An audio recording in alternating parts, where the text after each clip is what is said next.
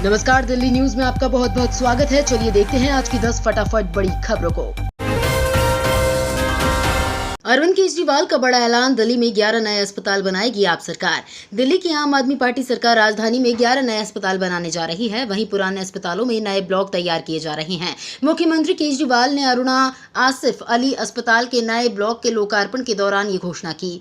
मुख्यमंत्री ने कहा कि पुराने ब्लॉक में डॉक्टरों को इलाज करने में दिक्कत होती है, लेकिन अब नए ब्लॉक में अच्छे से इलाज कर पाएंगे। दिल्ली में शिक्षा और स्वास्थ्य सेवा पर हमारा सबसे अधिक ध्यान है। अब तक दिल्ली सरकार के अस्पतालों में मरीजों के लिए 10,000 बेड उपलब्ध हैं, जिनकी संख्या अब बढ़ने जा रही है। प्रधानमंत्री नरेंद्र मोदी आज 9 वंदे भारत ट्रेन को दिखाए हरी झंडी। प्रधानमंत्री नरेंद्र मोदी 11 राज्यों के धार्मिक और पर्यटन स्थलों को जोड़ने वाली 9 वंदे भारत ट्रेन को रविवार को हरी झंडी दिखाए। प्रधानमंत्री वीडियो कॉन्फ्रेंस के जरिए इन ट्रेन को हरी झंडी दिखाए। एक आधिकारिक बयान के मुताबिक इन राज्यों में राजस्थान, तमिलनाडु, तेलंगाना, आंध्र प्रदेश, कर्नाटक, बिहार, पश्चिम बंगाल, केरल, ओडिशा, झारखंड और गुजरात शामिल हैं। ये पीएम के दृष्टिकोण को साकार करने की दिशा में एक अहम कदम माना जा रहा है।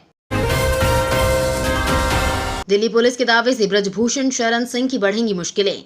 महिला पहलवानों के साथ यौन उत्पीड़न मामले में फंसे बीजेपी सांसद ब्रजभूषण शरण सिंह की मुश्किलें बढ़ सकती हैं। इस मामले में चार्जशीट दायर किए जाने के बाद दिल्ली की कोर्ट में सुनवाई चल रही है। दिल्ली पुलिस ने कोर्ट में बताया कि ब्रजभूषण ने कई मौकों पर महिला पहलवानों की गरिमा भंग करने की कोशिश की है। पुलिस ने कहा, ब्रजभूषण के खिलाफ आरोप तय करने के लिए हमारे पास पर्याप्त सबूत हैं।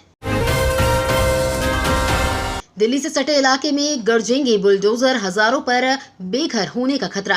दिल्ली से सटे फरीदाबाद के बसंतपुर डूब क्षेत्र में नगर निगम ने लोगों को रिहायशी इलाके को खाली करने को कहा है। इसके लिए निगम की ओर से नोटिस जारी किए गए हैं। इससे लोगों की परेशानी बढ़ गई है। नगर निगम की ओर से यमुना डूब क्षेत्र के शिव एन्क्लेव और अजय नगर में नोटिस चिपकाए गए हैं। नगर निगम के नोटिस से लोगों में आक्रोश है। बसंतपुर क्षेत्र के लोगों ने निगम के नोटिस के खिलाफ रविवार को सुबह महापंचायत बुलाई थी।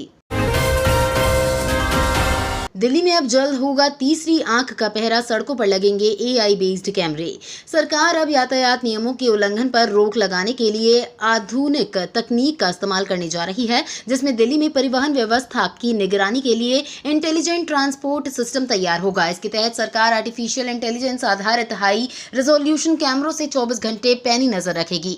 बताया जा रहा है कि ये कैमरे सड़क हादसे की जानकारी देने के साथ हादसों का कारण भी पता कर लेंगे।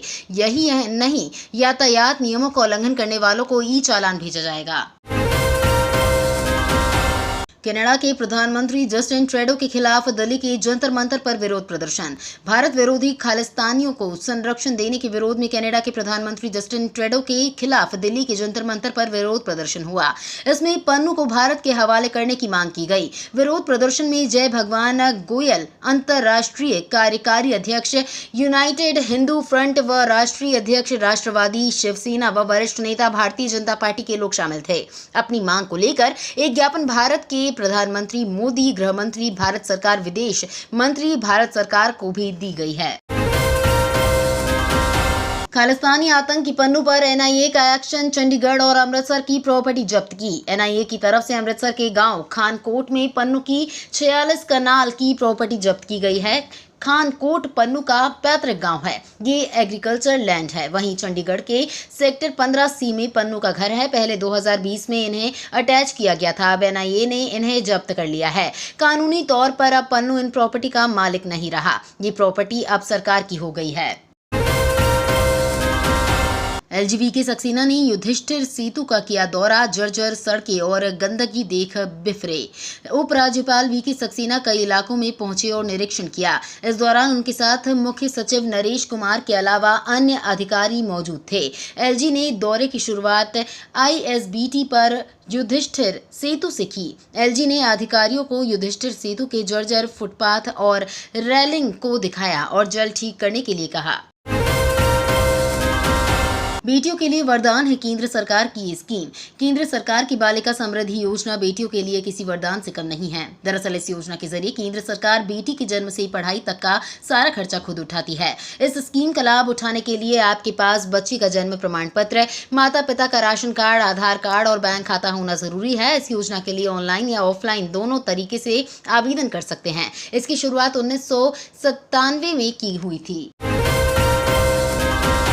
चीन ने एशियन गेम्स के लिए अरुणाचल के खिलाड़ियों को नहीं दिया वीजा तो बरसे खेल मंत्री।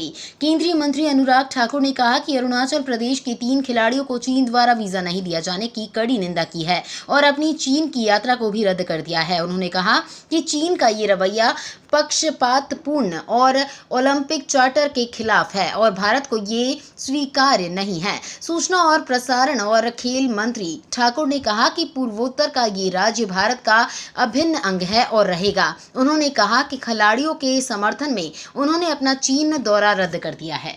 तो ये थी आज की बड़ी खबरें। डेली खबरों से अपडेट रहने के लिए चैनल को सब्सक्राइब करना बिल्कुल ना भूलें। धन्यवाद।